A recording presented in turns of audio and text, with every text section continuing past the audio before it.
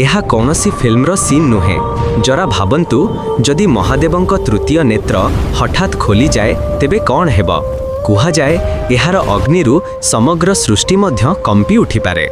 କିନ୍ତୁ ରୁହନ୍ତୁ, କାହାଣୀ ଆରମ୍ଭ ହୁଏ ସେହି ସମୟରୁ ଯେତେବେଳେ ଦେବତାମାନେ ଅସୁରମାନଙ୍କ ଅତ୍ୟାଚାରରେ ଅସହାୟ ହୋଇପଡ଼ିଥିଲେ। ସେମାନଙ୍କୁ ମହାଦେବଙ୍କ ସାହାଯ୍ୟ ଦରକାର ଥିଲା। କିନ୍ତୁ ସେତେବେଳେ ଭଗବାନ ଶିବ ଗଭୀର ଧ୍ୟାନରେ ମଗ୍ନ ଥିଲେ। ଦେବତାମାନେ ଭାବିଲେ ଯଦି ଶିବଙ୍କ ଧ୍ୟାନ ଭଙ୍ଗ ନ ହୁଏ ତେବେ ସୃଷ୍ଟିକୁ ବଞ୍ଚାଇବା କଷ୍ଟକର ହେବ। ହେଲା ଏମିତି ଯେ ଦେବରାଜ ଇନ୍ଦ୍ର କାମଦେବଙ୍କୁ ମହାଦେବଙ୍କ ଧ୍ୟାନ ଭଙ୍ଗ କରିବାକୁ ପଠାଇଲେ। କାମଦେବ ନିଜର ପୁଷ୍ପ ବାଣ ଛାଡ଼ିଲେ। କ୍ଷଣକ ପାଇଁ ମହାଦେବଙ୍କ ଧ୍ୟାନ ଭଙ୍ଗ ହେଲା। କିନ୍ତୁ ଏହାପରେ ଯାହା ଘଟିଲା ତାହା ଦେଖି ସମସ୍ତ ଦେବତା ଭୟରେ କମ୍ପି ଉଠିଲେ।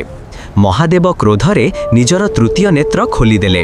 ସେହି ଦିବ୍ୟ ଅଗ୍ନି ଏତେ ପ୍ରଚଣ୍ଡ ଥିଲା ଯେ କାମଦେବଙ୍କ ଦେହ ମୁହୂର୍ତ୍ତକ ମଧ୍ୟରେ ଭସ୍ମ ହୋଇଗଲା। ଏହା ହିଁ ପୁରାଣରେ ମହାଦେବଙ୍କ ତୃତୀୟ ନେତ୍ରର ପ୍ରଥମ ପ୍ରକାଶ ଭାବେ ପ୍ରସିଦ୍ଧ।